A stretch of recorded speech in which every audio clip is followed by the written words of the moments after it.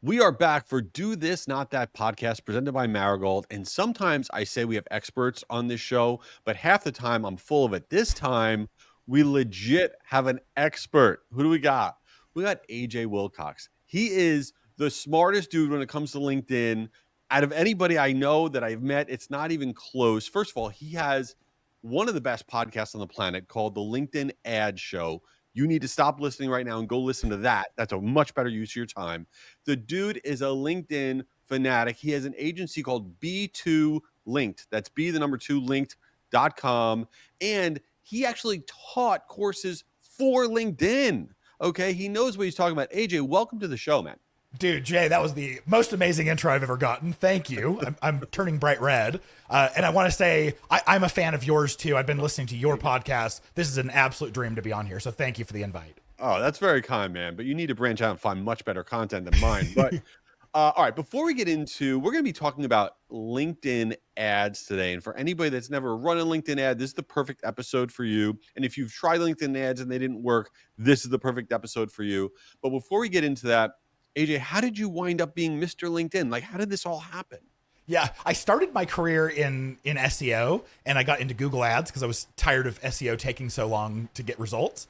I ended up going into a company. This is the last company I worked for like 14 years ago. And I went in to talk to my boss, the new CMO, and laid out all of my strategies and everything I wanted to do. She was like, yeah, sounds great. By the way, we just started a pilot using LinkedIn ads, so see what you can do. And I saluted and said, yes, ma'am, not wanting to look stupid to my new boss, but I'd never heard of LinkedIn ads before. I didn't know what they were, how they worked.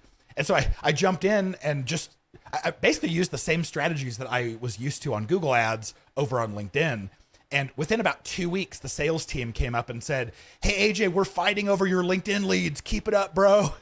And I was like, whoa, what's going on? So long story short, over the next 2.5 years, I grew that to become LinkedIn's largest spending account in the world. I had LinkedIn's product team on speed dial. They cared about what I thought. They were using my feedback. And I was like, this platform's amazing. I'm killing it. Like, other companies need this too. That's when I started about 10 years ago. B2 Linked. We're an ad agency that just does LinkedIn ads. Dude, that is wild.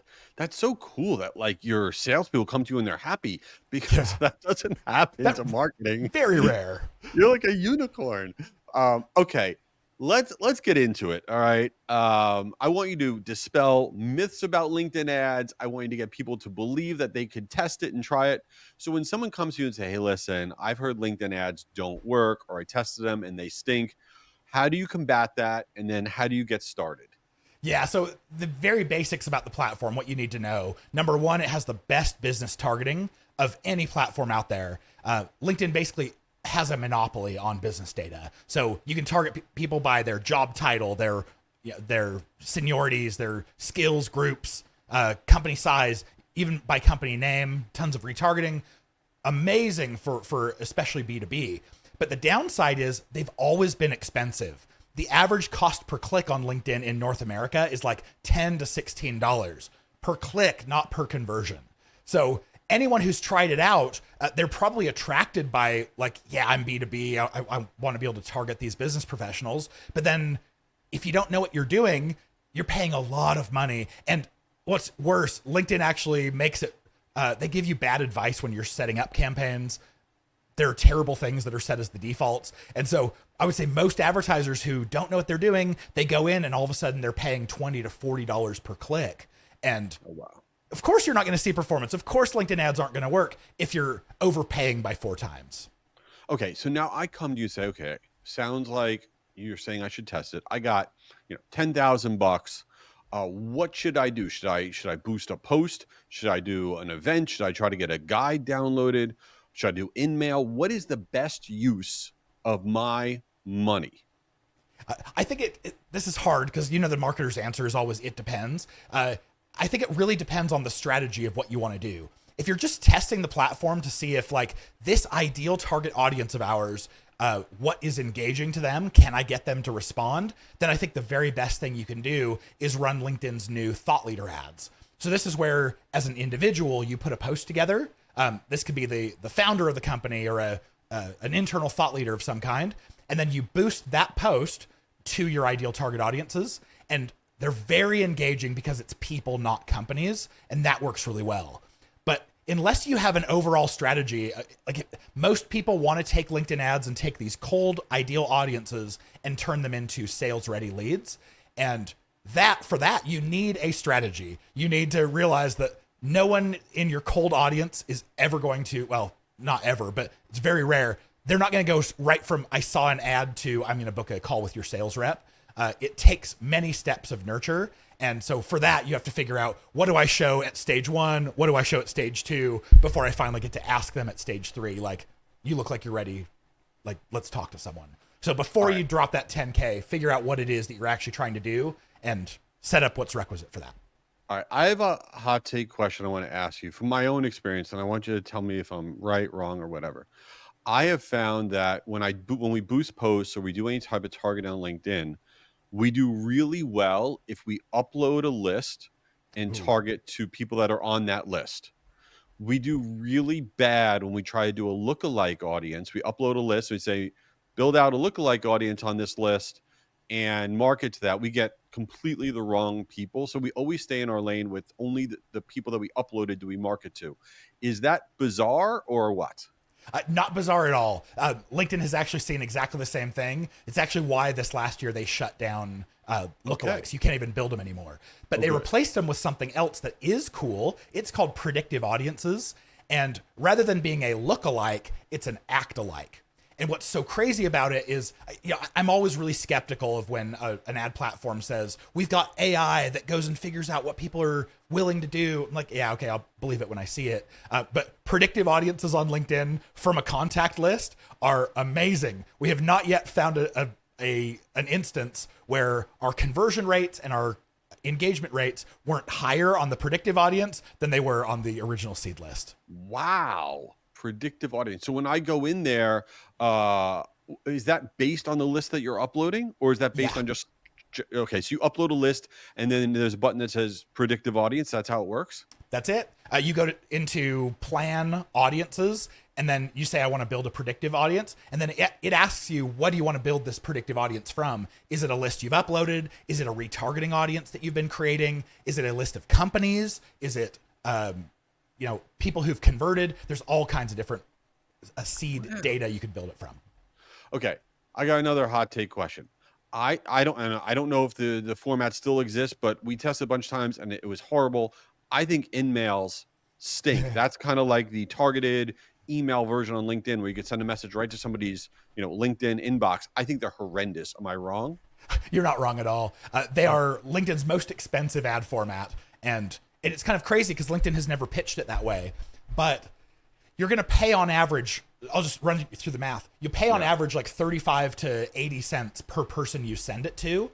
And then if it's a cold audience who's never heard of you before, only half of the people will open that message. And then only about 3% will actually click on it once they're in it. So if you do that math, you're like, crap, that's like a $28 to $55 cost per click. Where this flips is if it's warm audiences. If you're sending these messages to retargeting audiences, they open at much higher rates because they recognize you.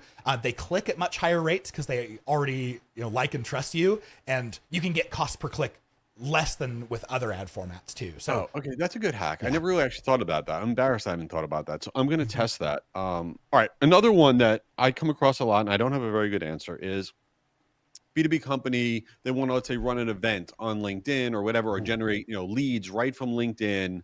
And the output, so when you do that, somebody says, yes, download this guide, and then you get the list off of LinkedIn of people that have opted into your stuff.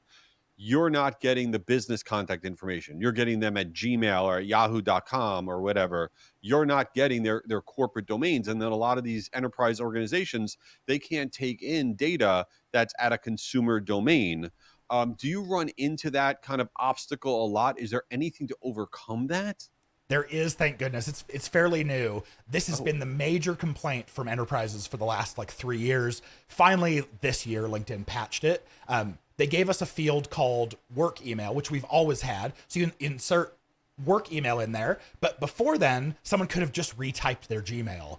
But now there's a little checkbox that says validate work email. And so now if they try to type in a Gmail, it says, sorry, you can't submit until you put in your corporate email, that's fixed everything for us. Adds a Is little bit of that friction, working but though? that's okay. Is it working? Are people actually putting it in? Yep, it works. Wow. This is amazing. I need to like undo everything in my brain. All right. I'm curious about this. And I'm asking like everything that I always want to know. So I'm very anti these automation tools that you can run off of LinkedIn to automate your sending of connection requests, automate messages to your first degree connections. I'm very anti them. And I think that's why we're all flooded with garbage. And I also think it destroys your own personal circulation of your posts and stuff. Where do you land on automated tools for LinkedIn? I 100% agree. The types of automations that I like on LinkedIn would be like scraping and data collection. Like, let me get data out so I can do something with it, usually so I can upload it back into the ads platform and say, these are the people I want to target. But anytime that you automate a relationship and a conversation, I think it's a bad look. I can't tell you how many tone deaf messages I get from people I'm already connected to. I know them. And then you have a message that comes through acting like they don't know me, and it sounds cold and robotic. And I'm like, ooh, I have less trust for you now. You just tried to automate our relationship. So yes. Yeah, I try to avoid that whenever possible. Okay, good. Now I feel better. All right. So I'm curious, and I don't know the answer to this for you. You are the ads expert on LinkedIn, but do you also are you like a secret sauce dude on just organic LinkedIn, or you only like when people are doing ads? So I don't charge anything for it. I don't have a service to offer people around the organic side, but I'm a student of it and I love it, and I will happily geek out anytime about it. All right, hit me with some stuff like don't include a link in your post, or edit your post after 10 minutes, or hit me with some like weird stuff, tactics that people don't realize they should or should not be doing to increase their organic reach. I think variety is a big one that people don't think about. When you're coming up with content to post, and this is from your personal profile, we could talk about company profiles a different time, but from a personal profile, if you do the same kind of post all the time, let's say it's text only or it's single image, people are gonna they're gonna see it, and immediately their first thought is, oh, I've seen this before, not realizing it's a new post, and then they end up scrolling past and not engaging. So what I would recommend is come up with a few different, maybe you do like a document kind of post, and the documents can be really easy to create with like PowerPoint or something.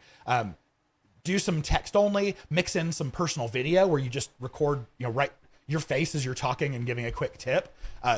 Mix that up a little bit so that your followers, every time you post something, they're always paying attention because it looks new to them. Yeah, I got to do that. I'm doing too much video. I'm doing too much video because they're, circulating video so much. I mean, is that the vibe? Is it becoming a video first platform? I think so. I mean, they're testing this, what everyone else is calling the TikTok style video feed. And I'm actually going really heavy on video right now too. I recorded 20 videos and released them and scheduled them because I want to see what does it take to get included in that video feed. And none of my posts that I've seen so far have made it in there, but I'm going to keep testing too. Yeah, it's pretty wild. All right. So last question I have for you. So you wake up tomorrow morning and all of a sudden, it's like TikTok, like LinkedIn is gone. LinkedIn no longer exists on planet Earth. What is AJ Wilcox doing? Is he moving over and becoming like the Instagram expert? Like you're so in it. Like, what would happen? Oh, it's really interesting. I'm a big fan of niching down so that you can really understand something to the core. And if LinkedIn disappeared, these are the thoughts that I had when I was first creating this. Like, at any time, LinkedIn could shut this thing down.